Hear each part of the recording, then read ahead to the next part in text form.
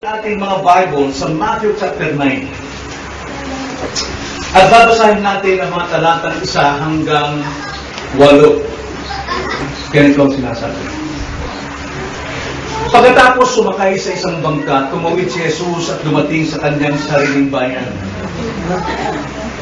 Ito ay sa Capernaum. Dinala nila sa kanya ang isang lumpo na nakaratay sa isang higaan. Nang makita ni Jesus ang kanilang pananampalataya, sinabi niya sa lumpo, "Anak, lakasan mo ang iyong loob. Pinatatawad na ang iyong mga kasalanan." Ang ilan sa mga eskriba ay nagsabi, "Nilalapastangan ng taong ito ang Diyos." Ngunit palibhasa ay alam ni Jesus ang kanilang mga iniisip, ay sinabi niya, "Bakit nag-iisip kayo sa inyong mga puso ng masama? Sapagkat alin ba ang mas madali, ang sabihin pinatatawad na ang iyong mga kasalanan o sabihin tumindig ka at lumakad? Ngunit upang malaman ninyo na sa lupa ay may autoridad ang anak ng tao na magpatawad ng mga kasalanan, kaya sinabi niya sa lumpo, tumindig ka, buhatin mo ang iyong higaan at umuwi ka sa bahay mo." Tumindig siya at umuwi sa kanyang bahay. Nang makita ito ng maraming tao, sila ay natakot at niluwalhati nila ang Diyos na nagbigay ng gayong autoridad sa mga tao. Sa gabi ito, nais kong magbahagi sa atin ng paksa tungkol sa mga salitang binibitiwan natin. Kaya pinamagatan mo ito, paano ka magsalita? Bago lahat, tayo muna ay humingi ng tulong sa Diyos na huwag tayong magtiwala sa laman, sa ating sariling kaunawaan, kundi tulungan tayo ng banal na Espiritu sa pag-unawa ng kanyang banal na salita. Tayo manalangin. Mga kaibigan at mga kapatid, bawat salitang ating binibitiwan, mayroong mga kahulugan. Imposibleng walang kahulugan. Kung makarinig kayo ng ganitong salita, wow, ang ganda mo, at saka ang bait-bait mo, at saka mapagbigay ka. Anong uri ang kahulugan ng kanyang pananalita niyo? Pambubola. Meron siyang kailangan. Wow, Nay, ang bait-bait mo talaga, Nay. Mami, ang bait-bait mo talaga. Pambubola, di ba? Alam natin, may kahulugan. Sa salita pa lamang. Wala talagang kwentang tao yan. Hindi talaga mapagkahabiat kahit kailanman. Anong salita yun? Pangusga. Ayaw ko lang kung totoo yung sinasabi niya, pero alam ko, sa ugali niya, hindi ako pwedeng maniwala sa kanya. Anong salita yun? Pagdududa. Mayroon ding salita na walang boses. Pag sinabi, ano yung sabihin ng salita niyo? Natutuwa ba siya? Galit. Anong klaseng salita yun? Ano yung sabihin nun? Patay. Ano yung sabihin nun? Magbabanta. So, bawat salita natin may kahulugan. Bawat kilos natin nagsasalita at mayroong kahulugan. Now, anong sinasabi ng Biblia pagdating sa pananalita natin? Now, bago tayo pumunta rito sa ating paksa, itignan natin ang ilang bahagi ng banal na kasulatan kung gaano karga ang dila o ang pagsasalita. For example, hindi nyo kailangan buksan ito, lista nyo lang kung gusto nyo, mabilisan lang ito. Proverbs 18:21, ganito ang sabi, "Ang kamatayan at ang buhay ay nasa kapangyarihan ng dila, at ang umiibig sa kanya ay kakain ng kanyang mga bunga." Ang sabi, ang dila natin o pananalita ay maaaring pagmumula ng buhay at kamatayan. At pag ito ang kanyang minahal at gusto-gusto niya magsalita ito, siya ang aanin ng kanyang mga salita. May pangyayari na mag-asawa, may anak sila, mabait sila, samahan sila, talaga nagmamahal ng asawang ito, pero mayroong isang kaibigan na nagsasabi sa kanyang misis na, "Alam mo, mister mo, may nakita ko siya may kasamang babae." Pero sabi ni Mrs., hindi maaaring gawin ng mister ko yan. Dahil mahal-mahal ako noon, saka mga anak ko. At tuwing umaga, hinatid namin siya pagkapasok sa trabaho. Tuwing hapon naman, inaantay namin. siya pag dumating. Pero isang araw, nung umuwi yung lalaki, wala na siyang makitang mag-ina naghihintay sa bahay. Sa pinto. Wala. Kaya pumasok siya. Nasabi niya, sweetheart, nasaan kayo? Wala. Pinuntay niya sa taas, wala. Kaya naisip niya bumaba sa basement, nakita niya, nakabitin lahat ang kanyang mga anak at pati ang kanyang misis, nakalambitin sa lubid at may sulat dito. Kamay. Ang sabi, akala ko ba mahal mo kami? Pero pinagtataksil mo pala kami mag-ina. Sino nakasira ng buhay niyo? Yung nagkwento ng paninyo. Kaya sabi sa Proverbs 18:21, nas magitan ng dila o salita, nakasarala yung buhay at kamatayan ng mga tao. Kaya sabi sa Proverbs 21:23, ang nag-iingat ng kanyang dila at bibig ay nag-iingat ng kanyang sarili mula sa ligaya. Kung iniingatan natin ang lumalabas sa aking dila ng mga salita, ikaw mismo nag-iingat ng iyong sariling karanasan. Kung chismosa ka at mahilig malinaw ang kapwa, ikaw aani ng parusa niyo. Kaya napakalaga para sa atin na magsalita ng tama, magsalita ng wasto. At kailangan natin bigyan ito ng pansin ngayong gabi. Sapagkat ang sabi sa James chapter 3 verse 5 hanggang 6, ang dila ay isang tulad ng napakaliit na apoy. Pero yung maliit na apoy na yung pwedeng sumunog sa kagubatan. Kaya ang sabi sa James, ang dila ay apoy ng impyerno. Apoy ng impyerno. Kaya kailangan pag-ingatan ang pagsasalita. Ang nag-iingat ng salita ay nagmamahal ng kanyang sariling buhay. Sabi sa 1 Peter chapter 3, verse 10. Ang isang taong nag-iingat ng kanyang salita, bago niya bitiwan, nagmamahal siya ng kanyang sarili. Now, dito sa ating binasa, sa Matthew chapter 9, dinala ng mga tao ang isang lumpo sa harapan ng ating Panginoon. Isang lumpo na nakahigang matagal na sa kanyang higaan. Alipin na siya sa kanyang higaan. Wala siyang kapangyarihang tumayo sa kanyang higaan. Matagal siyang nakahiga ron. Ngunit, masdan ang mga salitang ginamit sa kwentong ito na malaki ang epekto sa buhay ng lumpong ito. Kaya ang layunin natin ngayong gabi ay upang tayo matutong gumamit ng tamang salita. At paano? Sa ating binasang kwento, mayroong 5 salitang ginamit sa kasaysayang ito na makatutulong sa atin na mag-ingat sa pananalita na ating binibitiwan. Mayroong 5. At una, mababasa natin sa verse 1 and 2, ganito ang sabi. Pagkatapos sumakay sa isang bangka, tumawid si Jesus at dumating sa kanyang sariling bayan. Dinala nila sa kanya ang isang lumpo na nakaratay sa isang higaan. Nang makita ni Jesus ang kanilang pananampalataya, sinabi niya sa lumpo, anak, lakasan mo ang iyong loob, pinatawad na ang iyong mga kasalanan. Unang salita na ating nabasa rito, na binitiwan mula sa bibig ng Panginoon, ay isang salitang makahulugan. Isang salitang makahulugan. Ang sabi niya, anak, huwag kang matakot, pinatatawad na ang iyong mga kasalanan. Tingnan natin na ang taong ito, lumpong ito, dinala ng mga tao, 4 na magkakaibigan na pumasan sa kanyang higaan. Hindi na alam kung saan nagmula, pero alam natin malayo ang kanilang pinanggalingan at ito'y dinala nila sa paanan ni Kristo. Bakit sila nagmalasakit sa taong yon? Marahil ang taong yon ay napakabait. At marami siyang natulungan. Kaya binahal siya ng mga kapitbahay, ng mga kamag-anak, ng kanyang mga kaibigan. At isang narito, yung 4 niyang kaibigang ito, na nagtiis magbuhat sa kanya para dalhin kay Kristo sapagkat sila ay naawa sa kanya.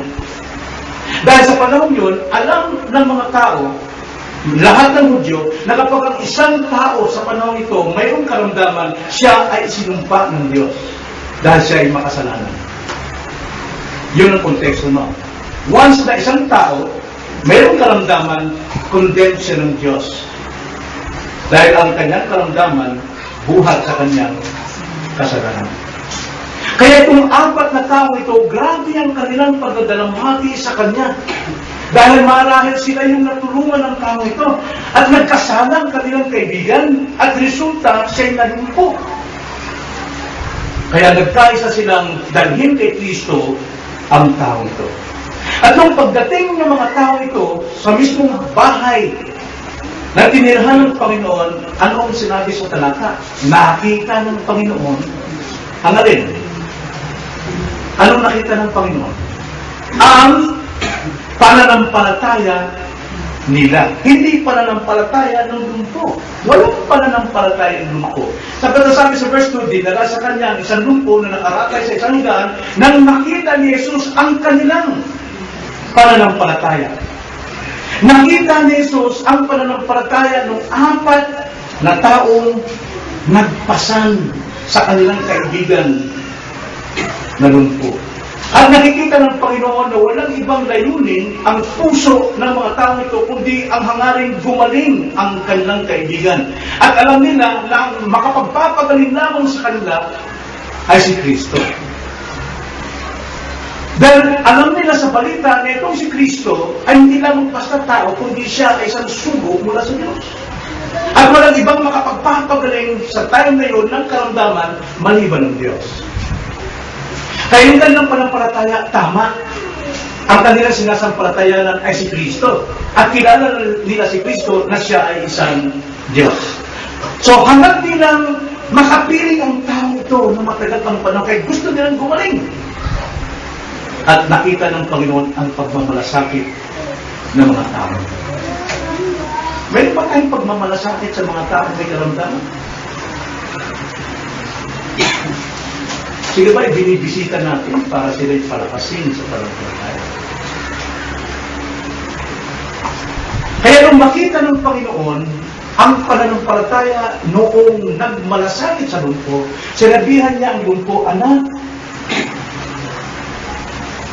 lakasan mo nito! Pinatatawad na ang iyong mga kasalanan. Wow. Walang kamarin-maring lumpo. So alam natin na ang dahilan ng kanyang karamdaman ay dahil sa kanyang matinding kasalanan. Dahil sabi ng Panginoon, anak, lakasan mo yung loob sapagkat pinatatawad na ang iyong kasalanan. Yun ang unang salitang makahulugan. Handa ba tayong magsalita rin sa ganoon sa mga taong minamahal natin? Pinatatawa din natin sila. Ikalawang salita na makikita natin dito ay sa verse 3. Unang salita ay makahulugang salita. Ngayon naman sa verse 3, tignan natin ang sinabi. Ang ilan sa mga eskriba ay nagsasabi, nilalapastangan ng taong itong Diyos. Salita mula sa mga taong mapanghusga. Hinusgahan nila ang Panginoong Hesus. Nasabi, nilalapastangan ng tao ito ang Diyos. Ito po yung salitang nakakabagot. Nakakaramas ba kayo ng mga salitang nakakabagot? Yung hatulan ka, yung husgahan ka, maaaring hindi sa salita, maaaring sa mata. Pag tinignan ka ng matalas, nakakabismaya talaga yung mga klaseng salita. Salita ng mata, salita ng kamay.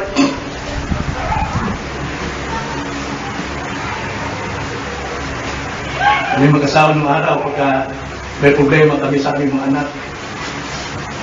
Hindi ko mapigil yung bata. Dahil ako laging nagkakarga sa mga anak namin, titignan ko siya. Tapos hindi nangiginig. Nanggigigil ako. Talagang nakakabagot yung tingin ko talaga. At alam ko nabagot siya. Alam ko ginagawa niya, alam niya ako iniinis, umalis siya. Kasi ayaw niya magpagalaw ng kanyang beauty. Ang sabi ng mga tao ito, nilalapastangan ng tao ito ang Diyos. Ito yung mga salita ng mga taong walang pagmamalasakit. Ang alam nila doon sa may karamdaman, hinatulan ng Diyos yan. Kaya kung hinatulan ng Diyos, walang sino man maaaring makapagpatalo. Tingnan natin kung sino itong mga taong ito. Ang sabi dyan, sa ating text, ang ilan sa mga eskriba. Pag sabing ilan, maaaring 2, 3, 4, 5. Pero tingnan natin sa ibang bahagi ng kasulatan sa Mark chapter 2, verse 1 to 3. Nang siya'y magbalik sa Kapernaum, pagkaraan ng ilang araw, kumalat ang balita na siya sa bahay. Maraming nagtipon, kaya wala ng lugar kahit sa may pintuan. At kanyang ipinangalan sa kanila ang salita. May mga taong dumating na may dala sa kanila na isang lalaking lumpo na buhat ng 4. At sa verse 6, may ilan sa mga eskriba na nakaupo roon nagtatanong sa kanilang mga puso, bakit nagsasalita ng ganito ang tao? Yeah. So, eskriba rin. Pero tignan natin sa Lucas 5, sa ibang bahagi naman. Isa kasaysayan lang, pero 3 silang sumulat. Kay Lucas naman, tignan yung observation ni Lucas chapter 5 verse 17. Isang araw habang siya'y nagtuturo, may nakaupong mga Fariseo at mga guro ng kautusan na nagmula sa bawat nayon ng Galilea, Judea at Jerusalem. Wow! Ang layo pinagmumulan ng mga tao ito. At ang kapangyarihan ng Panginoon ay nasa kanya upang magpagaling. At may dumating na mga lalaking may dalang isang lalaking lumpo na nasa isang higaan at sinikap nilang maipasok ang lumpo sa bahay at may lagay sa harap ni Kristo. So, isa lang po kasaysayan, pero iba-ibang observation. Pagdating kay Lucas, ay hindi lang pala mga eskriba. Hindi tinawag na eskriba ni Lucas, kundi mga tagapagturo ng kautusan at mga Fariseo. Now, sino itong mga tao ito? Sino itong mga relihiyoso? Kung may kilala sa Diyos, sumasamba sa Diyos, naglilingkod sa Diyos, naglilingkod sa templo, ang mga eskriba, siya rin gumagawa ng batas para ituro sa mga tao, itong dapat yung gawin. Ang sinong tagatupad? Ang mga Fariseo. Sila yung mahigpit na tagatupad ng kautusan. Kabisado nila ang kautusan ng Diyos mula Genesis hanggang sa Malakias. Alam nila yun.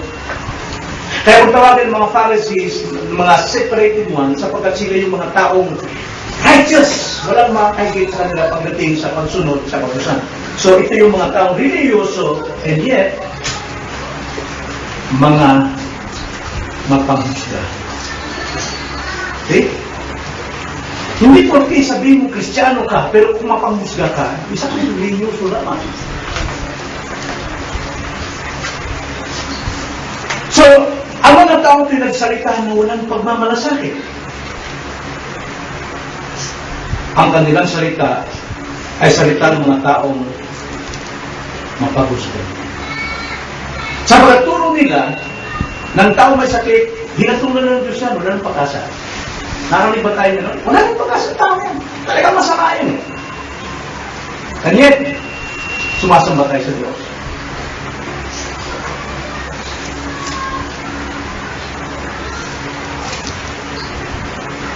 Kaya nga, ang hindi magpatawad at walang pagmamalasakit sa kapwa, ang totoo, ito ang paglapastangan sa Diyos. Ito ang totoong paglapastangan sa Diyos.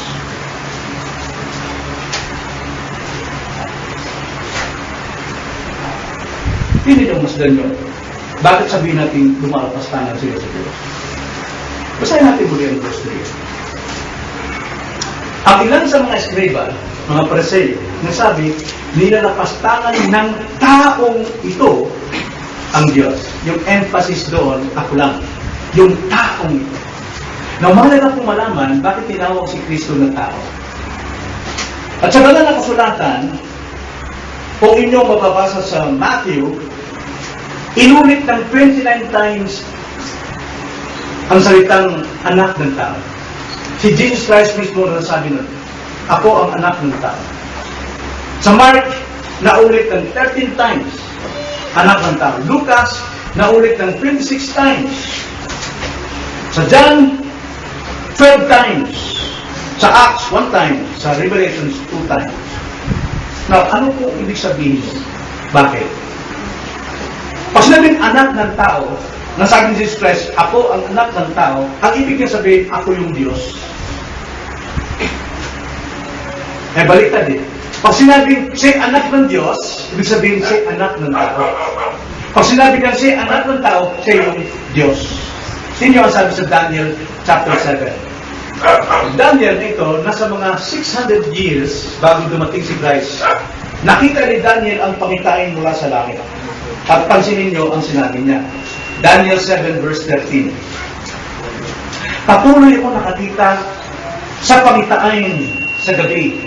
At narito ang isang gaya ng anak ng tao na dumarating kasama ng mga ulap at siya'y lumapit sa matanda sa mga araw at iniharap sa kanya. Sa akala nyo, sino itong anak ng tao na nakita ni Daniel doon sa langit, na naroon sa lupa, ay sa mga ulap? Sino itong anak ng tao na ito? Si Jesus. Si Jesus Christ. At nung yung tatlong magkaibigan, si Sadrach, Meshach at Abednego, nung sila itapon sa pugon, may pang-apat na sumama sa kanila. Sino yung pang-apat? Anak ng tao. Si Jesus Christ. Now, itong mga Pariseo ito, dapat kilala nila ito eh. Na itong si Jesus, sapagkat dito sa Matthew, ilang beses na binanggit ng Panginoon na siya yung anak ng tao. Dapat alam itong mga relihiyoso ito na ang kanilang kinausap, ang kanilang pinasabihan na lumalapastangan sa Diyos ay ang Diyos mismo. Kalapastangan para sa Diyos ang magpatawad ng isang makasalanan. Sila ay nahusgan. Si Esteban, noong siya ay pagbabatuhin, kilala si Esteban? Malaking bato binagsak sa kanya, pero hindi mo na sa reklamo, kayo ha? Kayo, pag ako bumangon. Walang ginawa si Esteban na gano'n, kundi tinanggap niya lahat. Pagka ikaw nasa presensya ng Diyos, mamamatay, wala kang maramdamang sakit talaga.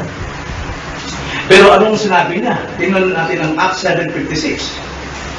Acts 7:56, nung siya'y malapit ng mamatay, lalo naggalit yung mga tao sa kanya. Nagtakip sila ng mga tenga. Dahil sa kanyang sinabi, ano sinabi niya? Ang sabi sa verse 56, sinabi niya, tingnan ninyo! Nakikita kong bukas ang mga langit at anak ng tao na nakatindig sa kanan ng Diyos. Ano sabi ni Esteban? Ako'y pinagbabato ninyo, pinapatay niyo ko dahil ako'y nangangarap tungkol kay Kristo. Tingnan ninyo, sa taas ng langit nakatayo ang Diyos, ang anak ng tao. Nakatayo, ibig sabihin, standing ovation. Sa akin, alam mo, kasunod nun, talagang nagtakip sila ng tenga para sila nabibigay kalapas-tanganan, kalapas-tanganan, kalapas-tanganan. Ito sabi nito mga religious nito. Paglapastangan pala yung magpatawad ng mga tao. Kaya ng kasalanan. Ilang taong hindi natin pinapatawad? Kaya ba tayong mga taong hindi pinapatawad? Ano ibig sabihin mo? Nilalapastangan natin yung Diyos. So yun yung ikalawang salita. Isang nakakabagot na salita, mapamusda. Ikatlong salita, nakikita ko rin ito, verse 4 and 5. Basahin natin ang verse 4 and 5. Ngunit palibasa ay alam ni Jesus ang kanilang mga iniisip ay sinabi niya, bakit nag-iisip kayo sa inyong mga puso ng masama? Sapagkat alin ba ang mas madali? Ang sabihin pinatatawad na ang iyong mga kasalanan o sabihin tumindig ka at lumakad? Anong klaseng salita ito? Nagpapaliwanag. Salitang nagpapaliwanag. Una, nagpapaliwanag dito ang Panginoon sa verse 4 na sinabi niya, nababasa at narinig ng Diyos ang inyong iniisip. Palibase, alam ni Jesus ang kanilang mga iniisip ay sinabi niya, bakit nag-iisip kayo sa inyong mga puso ng masama? Ano pong pinapaliwanag dito ng Panginoon? Nababasa ng Panginoon kung anong iniisip natin. Ngayon, anong iniisip natin? Nababasa ng Diyos. Alam ng Panginoon ang ating binabasa sapagkat ang Panginoon ay isang Diyos. At kung ano ba yung nasa isip nating kasamaan, ano ba yung kasamaan nasa isip natin? Kawalang pananampalataya, pagkainis, pagkagalit, o panghusga, ito'y nagmumula sa puso natin. Dahil ang tinitignan ng Diyos sa atin ay ang ating puso. Hindi ang ating palabas na gawa. Tingnan yung sabi sa Mark chapter 7, verse 21. Ang sabi sa Mark 7:21 hanggang 23, sapagkat mula sa loob, mula sa puso ng tao, lumalabas ang masasamang pag-iisip, pakikiapid, pagnanakaw, pagpaslang, ang pangangalunya, ang kasakiman, kasamaan, pandaraya, kahalayan, pagkainggit, paninilang turi, kapalanuan, at kahalan. Ang lahat ng masamang bagay nito ay sa loob nagmumula at nakapagpaparumi sa tao. Mas matinding kasalanan ito sa mga taong nanghusga at walang pagmamalasakit sa mga karamdaman. Mga Pariseo, Skriba, mas matinding kasalanan ng kanilang ginagawa. Ngayon, ikalawa, nagpapaliwanag ang Panginoon, una, na nababasa ng Diyos ang isipan nila. Ikalawa, nagpapaliwanag ang Panginoon na walang mahirap sa Diyos. Walang imposible sa Diyos. Tingin nyo, ang sabi ng Panginoon. Sabi nila, sino pang tao itong lumalapastangan sa Diyos? Dahil sabi nila, sino makakapagpapagaling o sino makapagpapatawad ng kasalanan maliban sa Diyos? Pero sabi ng Panginoon dito, nagpaliwanag sa verse 5, sapagkat alin ba ang mas madali? Ang sabihin, pinatatawad na ang iyong mga kasalanan o sabihin, tumindig ka at lumakad? Sinabi ng mga religious people ito, imposible mangyari ng tao ito'y magpatawad ng kasalanan. Dahil kung siya magpatawad ng kasalanan, dapat tumayo din ang may karamdaman yan. Ay magandang pagtuo minsan sa mga tao ng Diyos na galing sa malubhang karamdaman, pinagaling at naglingkod. Pero hindi na namulugan na mayroong pinagaling na matitinding karamdaman, Kristiyano na sapagkat maraming tumalikod sa Panginoon. Doon lang sa 10 kitongin, isa lang bumalik. At lipo-lipo mga taong pinagaling ng Panginoon ng himala, pero walang nagsipagbalik. Pero isang bagay, na masabi natin, na mas malaking biyaya ito, na isang taong makasalanan, na binangon sa karamdaman at naglipod sa Kanya. Sino babaeng gano'n? Naalala niya. Si Maria, na may 7 demonyo. Pinagaling siya ng Panginoon. 7 demonyo at naglingkod sa Panginoon. Yung biyanan ni Peter, last time, pagaan natin. Siya mayroong karamdaman na mamamatay na, pero nung kabuti siya ng Panginoon, naglingkod sa Panginoon. Dito po, nakikita natin, nagpaliwanag si Jesus. Alin ba mas mahirap? Ang magpatawad o magpagaling? Kasi, pag pinatawad ka, gagaling ka. Yun ang palatandaan nun, pero sa panahon ngayon, pag pinatawad ka, hindi naman wala ka ng karamdaman. Sabagat maraming mga taong namatay sa karamdaman, pero tutugis yan. Pero tayo na ito, pinapakita ang kapangyarihan ng Diyos, kung siya magpatawad, pinagagaling din. Walang imposible sa Diyos. Pero sa mga tao ito, imposible yan. Alin ba mas mahirap? Sa tingin nyo, alin mas mahirap? Magpatawad ng kasalanan o magpagaling? Mas mahirap ang magpatawad. Kasi walang makapagpapatawad. Maliban sa Diyos. Pero pagpapagaling, tumawag ka lang ng mga dalubasang doktor. May gumagaling. Diba? Katulad kayo na, nawala ng kuryente. Pumutok yung hindi magagawa ni Ian yun, hindi magawa ng Sandy at ni Aileen. Kailan tumawag ng expert. Pag siya may expert, kaya nang magpagaling. Ito ang Panginoon. Magpapagaling ang Diyos ng karamdaman, tanda ng pagpapagaling ng kahulugan. Kaya walang mahirap sa Diyos. Ang sabi ng Jeremiah 32:17,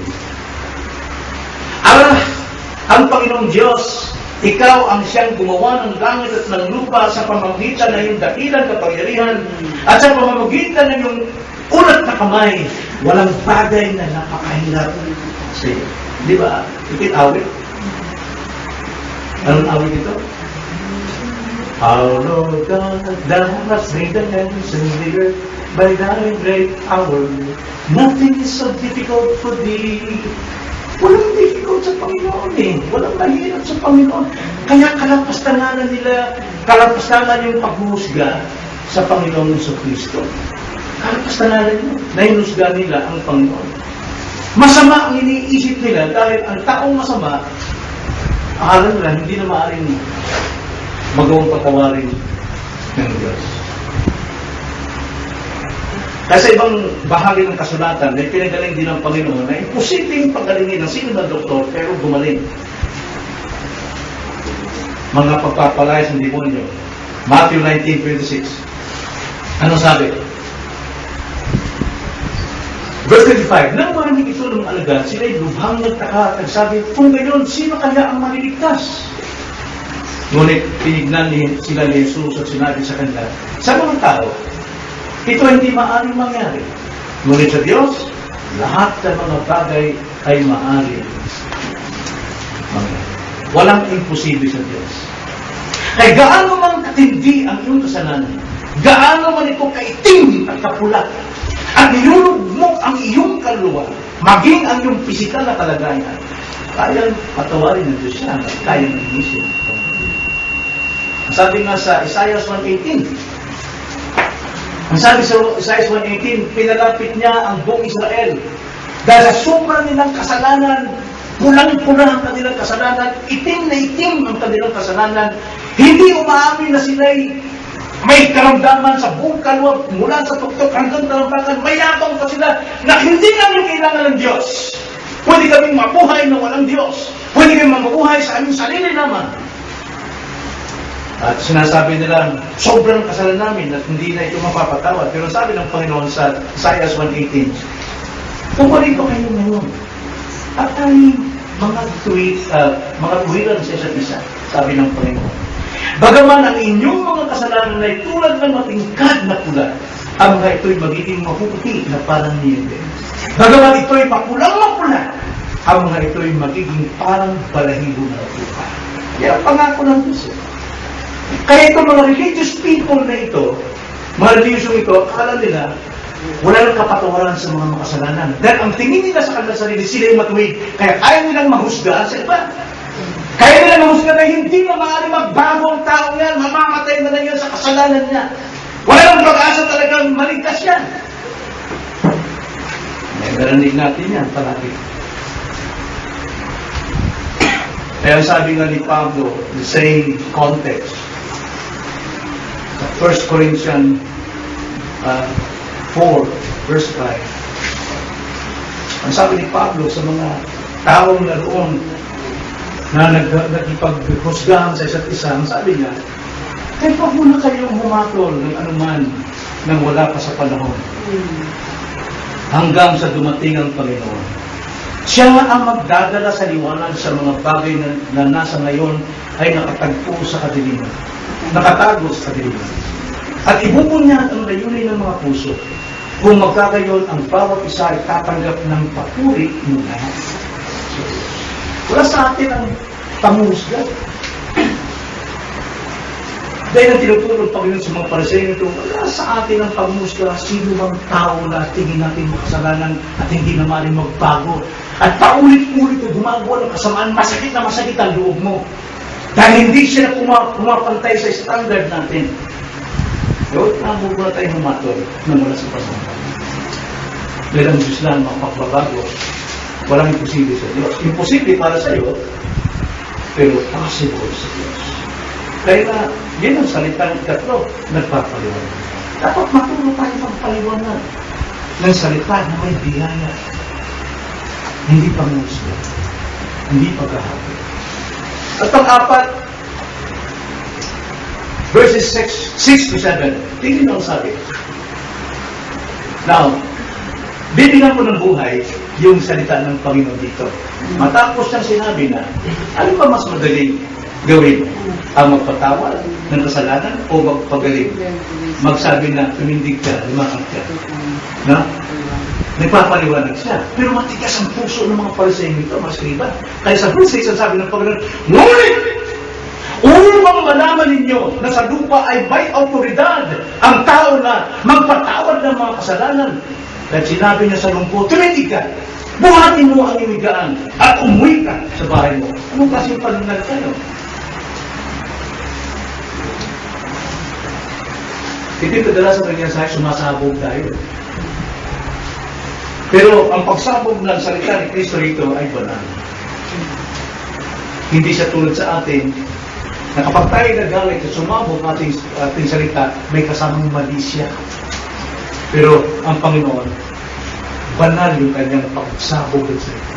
Ang sabi niya, ngunit upang malaman ninyo na sa lupa ay may autoridad ang anak ng tao. Sino tinutukoy mo? Siya, sarili niya. May autoridad ang Diyos na magpatawad sa mga kasalanan. Okay, mga tol. Dahil sa katigasan ng puso ng religyoso, nagsalita si Jesus. Isang salitang sumabog. Hindi ba masama at kasalanan ang sumabog kuminsan? Huwag lang abutan na maghapon na makapasok sa Satanas. Pride na ang dala-dala. So, nung sumabog si Jesus Christ dito sa kanyang pangalita, na talagang righteous ang kanyang pangalita, narinig ito ng lahat ng mga religyoso. At hindi lamang ng religyoso, lahat ng mga tao nakapaligid sa kanya. Marami pang tao dito. Ang sabi nun sa Mark, punong-puno yung lugar pati bahay. Kaya wala nang mapaglagyan yung apat na magkaibigan para dalhin sa paan ni Kristo yung dumpo ang ginawa nila. Umakyat sila sa bubong, binuntas ang bubungan para ihulog, ihukos doon ang lumpo sa tindi ng tao.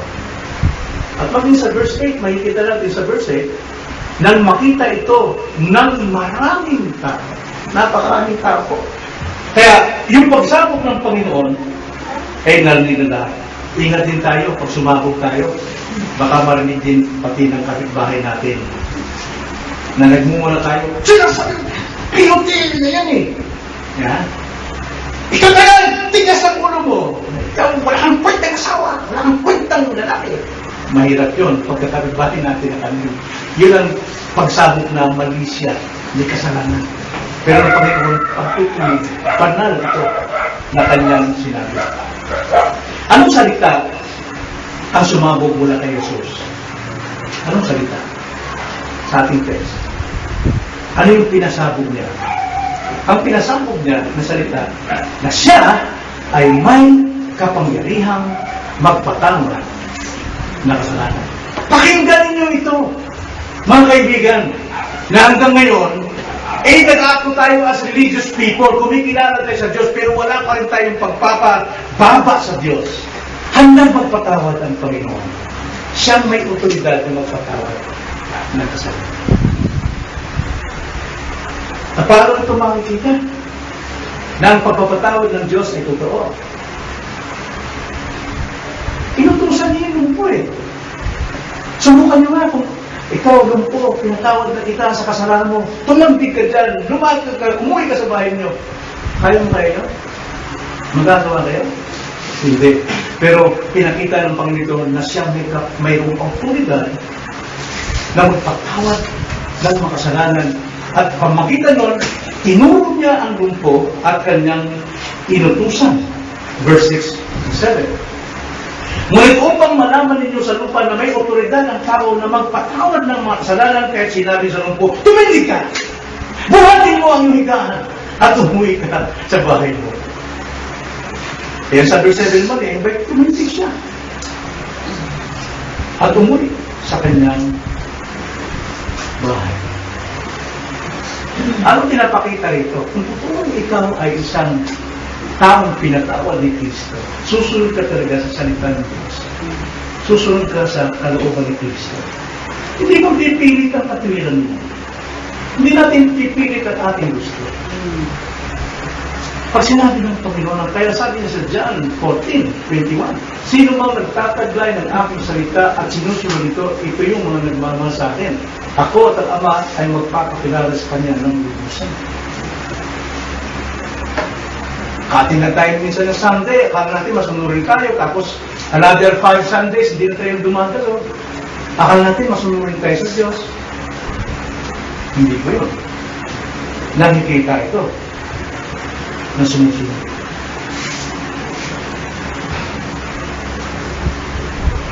So, ano nangyari sa taong yun? Nung pinatawad siya, hindi na siya lumpo. Isa siyang bagong tao. Ganun ang salita ng Diyos. Kapag yan ay pumasok sa puso't isipan mo, talagang tatayo ka. Lalakad ka. Uuwi ka sa bahay mo ng isang bagong tao. 2 Corinthians 5:17. Tignan niyo, master niyo. Ang sino mang na kay Kristo sa isang bagong nilalaki. Wala na ang dating bagay. Hindi na siya lumpo. Hindi na siya alipin ng kanyang higaan. Ang mga anak niya ay tuwang-tuwa sa kanya sapagkat wala na silang marinig kundi pagpupuri sa Panginoon. Ang kanyang lagi sinasabi sa mga anak. Tinuturo niya sa mga anak na itong Panginoon kailangan niyo makilala. Na itong Panginoon na siya makapaghiligtas sa inyo. Isang bagong tao. Wala na yung mga karaswaan, wala na yung mga green jokes, wala na yung mga pambubola, wala na yung pagsisinungaling. Wala na yung pagmamataas. Yan ang kapangyarihan ng salita ng Kristong sumako. Yan ang kapangyarihan. Anong nakita natin? Nagpagaling ng panlabas ng inyo. Nagpatawad ng kasalanan. Tumayo mula sa higaan matagal nang umalipin sa Kanya. Umuwi sa bahay na may bagong buhay kay Kristo. At panlimang salita na binitiwan dito is sa verse 8. Nang makita ito ng maraming tao, sila ay natakot at niluwalhati ang Diyos. Eh, ibig sabihin natakot dyan. Tumakbo? Hindi. Kasi kung tumakbo sila, hindi sana nila niluwalhati ang Diyos. Kundi ang takot dito, respeto, paggalang, pagmamahal. At nagbigay ng gayong, sabi, niluwalhati nila ang Diyos. Bakit? Sapagkat sinabi nila, ito nagbigay ng gayong otoridad sa mga tao. No, mas dahil yung salita, nagbigay ng otoridad sa mga tao. Tignan natin yan. Nakikita, ang nakita dito ng maraming tao ay ang nangyari doon sa isang bugto. Maging sila naniniwala, ayon sa kanilang kinagisnan, na ang taong yan ay hinatulan ng Diyos dahil sa kanyang kasalanan, kaya sila lumpo at wala ng pag-asa, wala nang sino makapagpapagaling hanggang siya'y mamatay. At yun ang narinig din ang paliwanag nito mga escriba, mga religious people. Wala nang pag-asa yan. Kaya kalapastanganan ang magpatawad sa taong. Pero sinabi ng Panginoong Hesus, ako ay mayroong otoridad. At sinabi niya, tumindig ka, tumayo ka, umuwi ka sa iyong bahay. At nakita nila, narinig nila. Narinig nila. Kaya, nung makita nila ito na talagang may otoridad na salita ng Panginoon, nagbigay galang sila. Natakot sila sa Diyos. Ang totoong pagkakilala sa Diyos ay mayroong paggalang. Mayroong takot. At, ikalawa, niluwalhati nila ang Diyos. Talagang napuri sila sa Diyos. At hindi lang yun, kinilala nila na si Jesus ay hindi lang basta tao, kundi Diyos. Tingnan niyo ang sabi mo rin sa verse 8. Nang makita ito ng maraming tao, sila'y natakot at niluwalhati nila ang Diyos. Sino kayong Diyos? Sinong Diyos? Ang sabi niya, na nagbigay ng ganyong otoridad sa mga tao. Ibig sabihin, itong si Jesus, ang Diyos nagbigay sa atin ng mga tao para magpatawad din sa ating kapwa-tao. Binibigyan tayo ng authority to forgive others. Yan po sinabi sa talata. So, kung tayo magpatawad sa ating kapwa, yan ay authority ng ating Panginoon. So, bilang aral, sa gabing ito, dalawa lang. Kung ito'y Kristiyano, tayo Kristiyano, bilang Kristiyano, wala nang pinakamabuting bagay na marinig sa atin ay ang ating pananalitang mabiyaya. Ang sabi sa Colossus chapter 4 verse 6, na ang inyong pananalita ay dapat may timplang asin. May timplang asin. Alam niyo ba yung asin?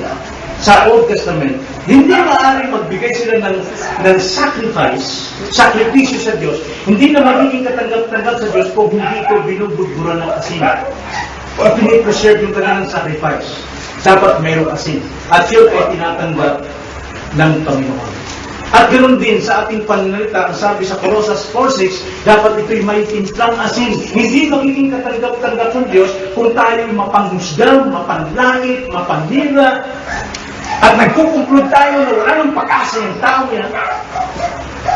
Dapat mayroong asin.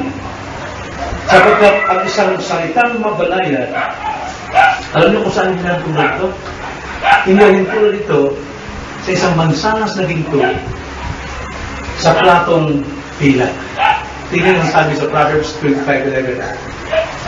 At tingnan natin sa English din. Ang sabi sa Tagalog, ang naaangkop na salitang binitiwan, yung angkop, timing, banayan, ay gaya ng mga mansanas na ginto sa pilak ng lalagyan. Ang sabi sa English, a word fitly spoken is like apples of gold in a setting of silver. Ano ba pa kayo ng combination ng silver tapos mayroong gold? Napakaganda. Napakaganda talaga ng tignan. Ganun ang salita natin ng banayan, angkop, timing, na hindi nakakapanakit ng kapwa, hindi nakapaghuhusga sa kapwa. Ito ay nagbubuhay ng patay. Yung salitang ganun, parang salita ni Kristo. Ito yung nagpapabunga ng puno na kahit matanda na, dahil sa tamang pananalita, talaga namang nagpapabunga ng puno. Ang ganitong salita ay parang tulad ng salitang nagpapauhaw sa tigang na lupa. Kasasabigan. Meron pang lumapit sa inyo, alam mo, Mami, alam nyo, Dad, gusto ko lang kayong kausap. Bakit po? Bakit ka? Kasi ang sarap ng magsalita. Talagang lumanakas ako. Pero anong papansin natin, hindi sa aking anak, umaalis lumalayas. Bakit?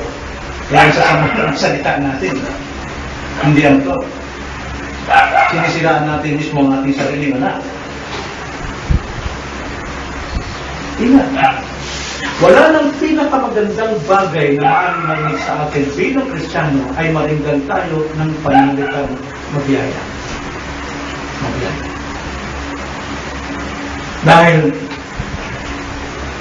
ang isang salita tulad ng magsaka sa dito kasi silang pila ay nagpapaganda ng ating paligid, nagpapaganda ng ating pamilya, nagpapasaya ng puso ng mga tao ng mga kausap, nagbibigay kulay sa madilim na buhay ng tao. Listen. Matulog tayo magsalita ng tama. At kung ito naman ay masabi natin, well, ikaw ay naniniwala sa Diyos, pero wala ka pang formal na commitment sa Panginoon na ikaw isang tao talagang sinabi mong ikaw ay niligtas ni Kristo, so wala pang tamang pagmamahal ng Kristo.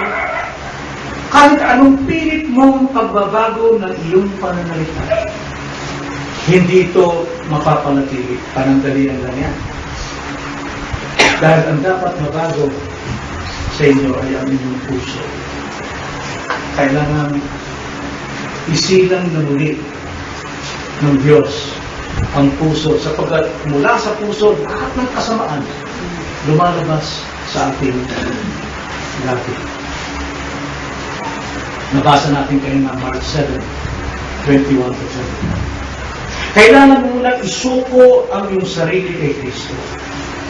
Dahil matutulad ka lamang sa mga relihiyosong ating nabasa kanina.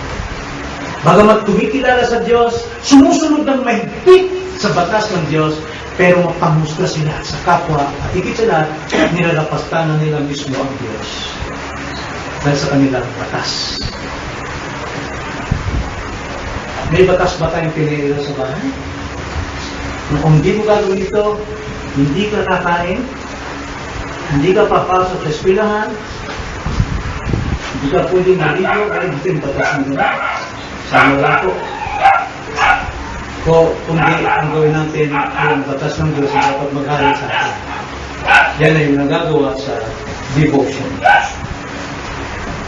So, mga religyoso, nagmamatuwid ng kanilang sarili. Itong mga religyoso ito, pag sila kinausap mo, sasabihin nila, ako naman ay mabait na tao. Ako ay sumusunod sa Diyos, kilala ko ang Diyos, nagsisisi ako na aking kasalanan, nagbibigay ako ng tulong sa mga maigli mo. At saka ako baka nakalit ng atin, madali ako magpakapapa eh. Mapagpak mo ba ako? Pastor. Alam niyo, binababa natin ang sarili, ito doon yung tinataas natin ang ating sarili. So, isuko natin ang ating sarili kay Kristo. Sumampalataya sa Kanya at magsisi sa lahat ng ating kasalanan. Diyan, matatanggap mo ang kapaturan at ang bagong kapanahan. Sundin mo lang ang isang Panginoon.